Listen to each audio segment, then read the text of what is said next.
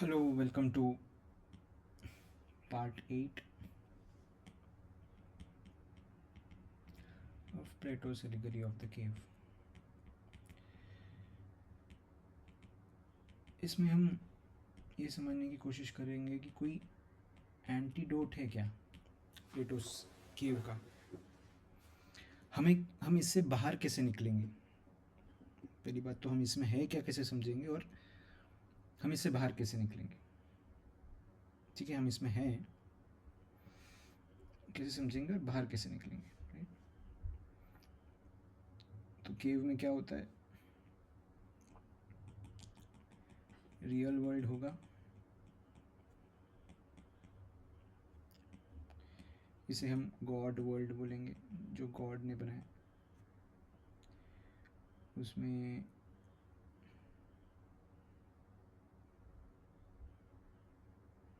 Animals होंगे,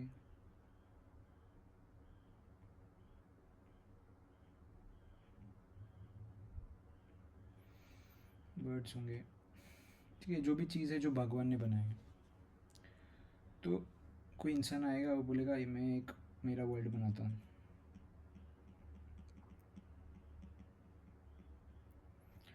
तो उसने एक मैन मेड वर्ल्ड बनाई खुद की।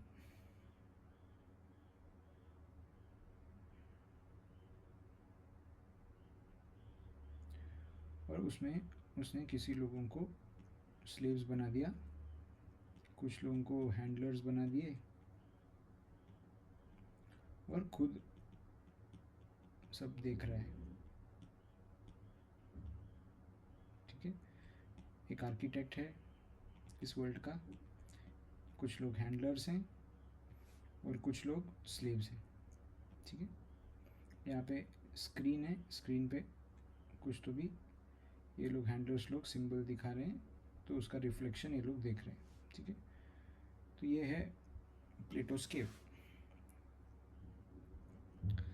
अगर आप ध्यान से देखोगे तो हर एक कंपनी का यही स्ट्रक्चर है। ठीक है, तो आप देखोगे तो अगर मैं एक हायरार्की पकड़ूं, हायरार्की में क्या होता है, वन टू मैनी रिलेशनशिप होता है। जब वन टू मैनी रिलेशनशिप होगा तब एक ट्रायंगल बनेगा, है ना। वन टू मैनी रिलेशनशिप क्या, एक आर्किटेक्ट, उसके नीचे 3 हैंडलर्स समझो। तो ये हैंडलर 1, हैंडलर 2, हैंडलर 3 और एक हैंडलर के नीचे 3 स्लेव्स। ठीक है, हर एक हैंडलर के नीचे 3 स्लेव्स। ये slave 1, slave 2, slave 3, slave 4, slave 5, slave 6, slave 7, slave 8 और स्लेव 9। तो आप देखोगे तो ये जो स्ट्रक्चर बन रहा है वो तो ट्रायंगल बन रहा है। तो इस तरीके से हम इस स्लेव्स की जो एनर्जी है वो ट्रांसफ़र करते हैं एक सिंगल एंटिटी की तरफ, जो है आर्किटेक्ट। हर एक स्लेव की एनर्जी को कंट्रोल किया जाता है by the handlers to empower the super architect या आर्किटेक्ट या सुपर आर्किटेक्ट। तो जब ये सिस्टम बनेगा तब प्लेटोस केव भी बनेगा और यहाँ पे स्लेव बनने का प्रोबेबिलिटी बढ़ जाता है। तो अगर आप देखोगे तो बहुत सारी कंपनीज में तो यही ऑर्ग स्ट्रक्चर होता है। राइट, एक होता है बॉस, उसके तो रिपोर्टिंग होते हैं, फिर उसके रिपोर्टिंग होते हैं, फिर उसके रिपोर्टिंग होते हैं और ये नीचे जाता रहता है, जाता रहता है। ठीक है, तो ये स्ट्रक्चर तो हर जगह है दुनिया, अपने वर्ल्ड में। ठीक है, स्कूल्स में देख लो, बिजनेसेस में देख लो। तो इसको मैं बुरा क्यों मैं बोलने की कोशिश कर रहा हूँ कि बुरा नहीं बोल रहा हूँ, मैं ये बोल रहा हूँ कि बहुत सारे ऐसे सिस्टम हैं जहाँ पर ये जो इक्वेशन है बिटवीन ऑल दी एक्टर्स वो विन विन नहीं होता। अगर वो विन विन है तो ये मैन मेड वर्ल्ड सही है, अगर वो विन लूज है तो ये गलत है। अगर विन विन है तो ये सिस्टम अच्छा है, विन लूज है तो ये सिस्टम गलत है। और ये विन विन बनना चाहिए या लूज लूज प्रिंसिपल पे बनना चाहिए, ये सिर्फ आर्किटेक्ट ही डिसाइड कर सकता है। आर्किटेक्ट के मन में अगर ऐसा है कि मैं इसको विन विन बनाना चाहता हूँ तो वो सही, मतलब बाकी लोगों के लिए एक इक्विटेबल सिस्टम बनाएगा, एक सिस्टम जहाँ पे बाकी लोगों को भी मौका है अपनी आवाज़ रखने का, अपनी बातचीत रखने का, राइट। बट दुनिया में ज़्यादातर सिस्टम्स विन लूज प्रिंसिपल पे ही चलते हैं। जितना बड़ा विन लूज का सिस्टम बनेगा उतना ज़्यादा पावरफुल होगा वो, राइट। और जितना विन विन का वो सिचुएशन, वो सिस्टम अगर विन विन के बेसिस पे होगा उतना वो पावरलेस होगा कंपेयर टू विन लूज। तो over a period of time a system which is based on win loose, जहाँ पे आर्किटेक्ट और स्लेव के बीच में विनिंग लूजिंग और विनिंग का इक्वेशन है, ओवर अ लॉन्ग पीरियड में ये सिस्टम जीत जाएगा। किससे? विन विन वाले सिस्टम से। अभी क्यों है क्या है वो आप देख लो, बट हर एक सिस्टम जहाँ पर विन लूज के बेसिस पे है वो बहुत पावरफुल है, और वो सिविलाइजेशन जैसे जैसे आगे बढ़ती जाएगी वो जीता जाएगा। अगर आप देखोगे, राइट, हमें हमारे हिंदू मैथोलॉजी में ऐसे मानते हैं कि ये कृता, त्रेता, द्वापर,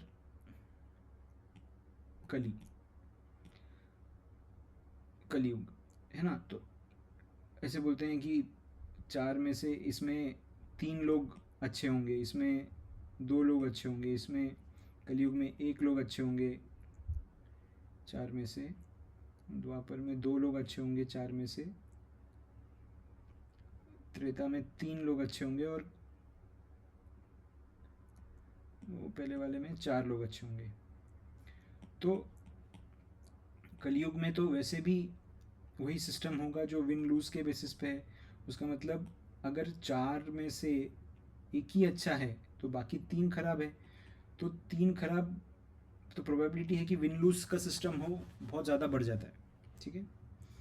ये नंबर एग्जैक्टली मुझे याद नहीं है, बट भावनाओं को समझो, हाँ। तो कृता त्रेता द्वापर कलयुग में यही कॉन्सेप्ट है कि अगर सिस्टम में बहुत लोग खराब है तो ऐसे सिस्टम बनना जहाँ पे विन लूज हो वो बढ़ जाता है, ठीक है। तो हमें कैसे, तो सिस्टम में हम स्लेव है कि नहीं हमें कैसे पता चलेगा? तो सिस्टम जो होगा उसमें हम स्लेव हैं, हमें तब पता चलेगा जब हमारे पास इल्यूजन ऑफ चॉइस हो। इल्यूजन ऑफ चॉइस है, रियल चॉइस कभी नहीं होगा, हमारे पास इल्यूजन होगा। फॉर एग्जांपल बिजनेसेस में अगर आप देखो, इंडिया में टेलीकॉम सेक्टर में हमारे पास दो ही ऑप्शन है, एक तो है जियो, दूसरा है एयरटेल, ठीक है। वोडाफोन है बट वो ऑलमोस्ट बंद होने के कगार पर है, ठीक है। अभी या तो जियो या तो एयरटेल, तो ये एक तरीके से ड्यूओपोली हो गया, ठीक है। तुम्हारे पास या तो ऑप्शन है डेमोक्रेसी या डिक्टेटरशिप, ज़्यादातर, और एक पकड़ लो सोशलिज्म, तीन ही ऑप्शन है, राइट। अगेन दो डिओपोली और ट्रायोपोली। दुनिया में इनफाइनाइट वेज में आप ऑप्शंस बना सकते हो, बट अपने पास ऑप्शन कितना है? तो रिस्ट्रिक्टेड ऑप्शन, मतलब इल्यूजन ऑफ चॉइस होगा, आपके पास चॉइस होगा नहीं, आपको लगेगा आपके पास चॉइस है बट आपके पास चॉइस नहीं होगा। आपके चॉइसेस को रिस्ट्रिक्ट किया जाता है जब आप स्लेव हो, ठीक है। थर्ड, यूनिफॉर्मिटी, बहुत यूनिफॉर्म होगा। आप आपको जो चीज़, आपका आपका खाना, फूड यूनिफॉर्म होगा, बाकी लोग भी वही खा रहे हैं जो आप खा रहे हो। आपका क्लोथिंग, कपड़े पहनने का तरीका, आपकी लैंग्वेज, राइट, सब यूनिफॉर्म होगी। सब लोग पैंट शर्ट पहनते हैं, सब लोग पैंट शर्ट पहनते हैं। आप कोई भी होटल में जाओ, मेनू लगभग सेम है। लैंग्वेज, सबको इंग्लिश आती है, हिंदी आती है, और जहाँ पर अगर आप स्टेट में रहते हो उस स्टेट के हिसाब से उनकी लोकल लैंग्वेज आती है। 3 लैंग्वेज, कितनी यूनिफॉर्मिटी है, राइट, गैप है ही नहीं।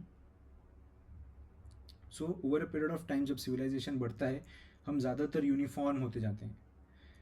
तो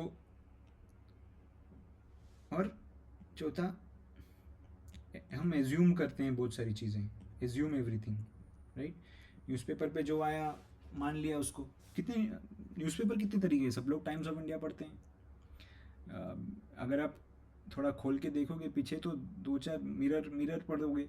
मिरर और टाइम्स ऑफ इंडिया दोनों एक ही हाउस से आता है, एक ही बिजनेस हाउस कंट्रोल करती है, ठीक है। तो हाँ, मतलब अभी आप बिवरेज पढ़ लो, या तो कोक या तो पेप्सी, बाकी जो भी वेराइटीज़ हैं वो सब वही 2 कंपनी ओन करती है, ठीक है।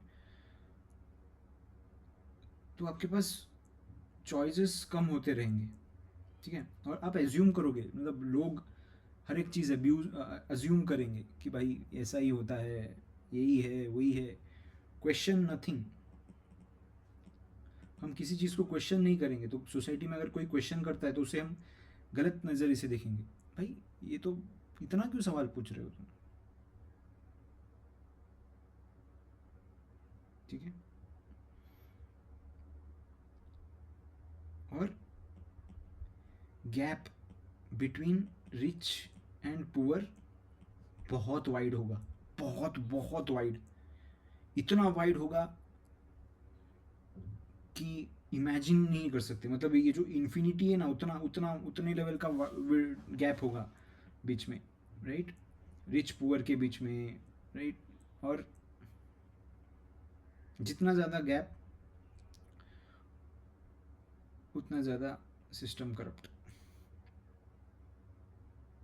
मतलब पूरा का पूरा सिस्टम सिर्फ कुछ लोगों के लिए ही काम कर रहा है, बाकी मेजॉरिटी 99% जो लोग हैं उनके लिए तो वो सिस्टम काम ही नहीं कर रहा, और सिर्फ 1% सिस्टम के लिए, लोगों के लिए वो काम कर रहा है,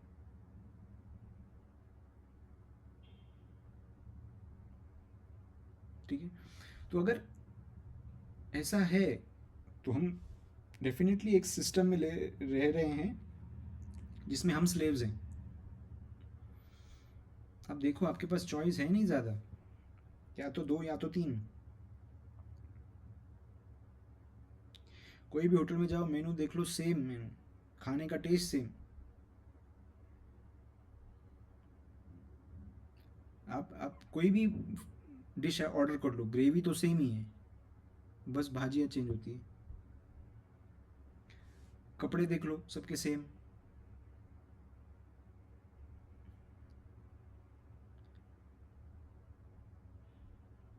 लैंग्वेज देख लो, 2-3 भाषा आती है सबको, सेम वही। सब चीज़ एज्यूम करते हैं, क्वेश्चन कुछ नहीं करना। और फैन कल्चर बहुत होगा, फैनेटिक्स। क्योंकि अगर आप देखो तो, अगर एलिगरी ऑफ द केव में फैंस कौन है, फैनेटिक्स कौन है, ये लोग हैं। ये लोग क्वेश्चन नहीं पूछते, ये लोग बस जो हैंडलर ने बोला बस उसको मान लिया, और उस पर झगड़ा करने को तैयार है। एक दूसरे को जो नहीं मानने को तैयार है, इनकी इनकी फ़िलॉसफी को, उसे मारने को भी तैयार है, ठीक है। तो फैनेटिक्स बढ़ जाएंगे, और एक तरीके से सिस्टम, आपको अंदर ही अंदर गट फीलिंग होगी कि भाई ये सिस्टम में मैं कर क्या रहा हूँ, राइट, मीनिंगलेसनेस। आप देखो, किसी को भी देख लो, राइट, रिक्शा वाले से पकड़ के आजू बाजू वाला, आपके ऑफिस के कलीग्स, आप रेस्टोरेंट चले जाओ, सब मोबाइल पकड़ के बस रील पे रील स्क्रॉल करे जा रहे हैं। तो पीक मीनिंगलेसनेस है लोगों में, पीक मीनिंगलेसनेस। ठीक है, अभी इसका एंटीडोट क्या है? अगर आपको सच में ऐसा लग रहा है कि नहीं यार, मैं तो नियो हूँ, मुझे तो इस मैट्रिक्स से बाहर निकलना है, तो मैं क्या करूँ? तो आपको पहले तो अपने सारे एजम्पशन को क्वेश्चन करना पड़ेगा। Question all your assumptions. आपने आज तक जो भी ऐसे लगा है कि नहीं ये तो कॉमन नॉलेज, कॉमन सेंस है, कॉमन नॉलेज है, उन सबको आपको रीथिंक करना पड़ेगा। रीथिंक, अपने आप को दूसरों से कंपैरिजन करना बंद करना पड़ेगा। Do not compare your self with others. अगर आप स्लेव हो और अपने आप को किसी और स्लेव से कंपेयर कर रहे हो, तो आपको तो क्या मिलने क्या वाला है? कुछ नहीं मिलने वाला है। तो कंपैरिजन करना बंद कर दो, एजम्पशंस को क्वेश्चन करो। थर्ड, सिस्टम को क्वेश्चन करो कि ये जो सिस्टम है ये काम किसके लिए कर रहा है। इस पे रिवर्स इंजीनियरिंग करो कि भाई मेरा हैंडलर मेरे से क्या करवाना चाहता है, और मेरा हैंडलर का हैंडलर कौन है, और उसका हैंडलर कौन है, और टॉप में जो बैठा है वो एक्चुअली में क्या करवाना चाहता है।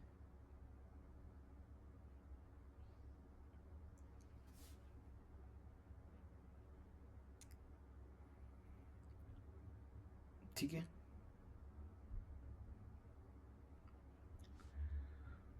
फोर्थ, अपने एनवायरनमेंट को, एनवायरनमेंट का जो डिज़ाइन है उसे समझने की कोशिश करो कि आपका एनवायरनमेंट किस चीज़ को रिवॉर्ड करता है और किस चीज़ को पनिश करता है। Right,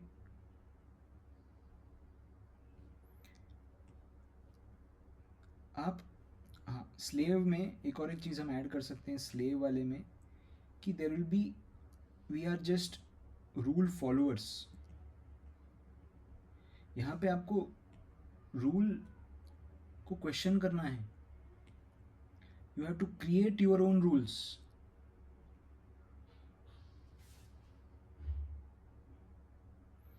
you have to create your own rules.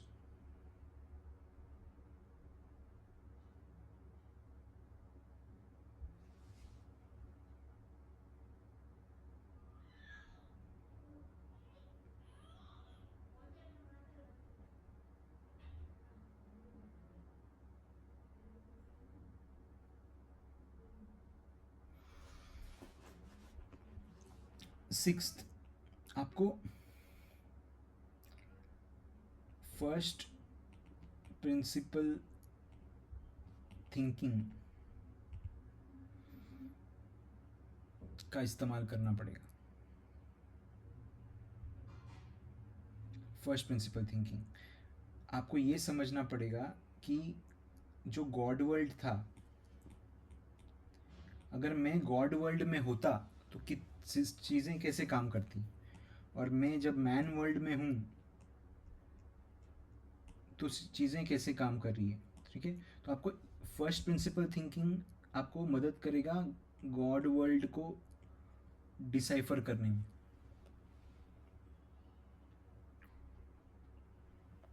ठीक है, और सेवेंथ, आपको रिजेक्ट करना पड़ेगा प्लेजर टेम्पटेशंस को।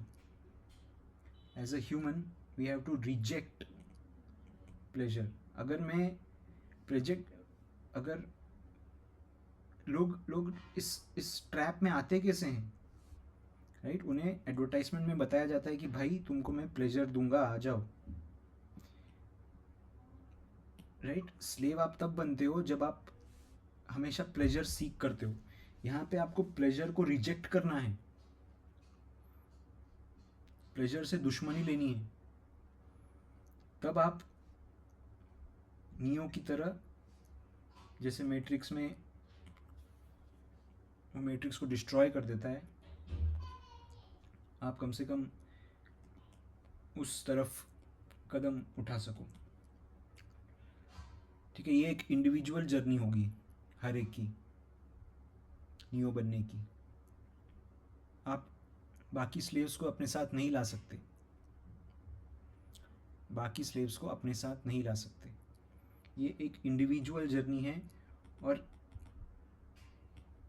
आपको ही ये सेल्फ डिस्कवर करना पड़ेगा, ये रास्ता।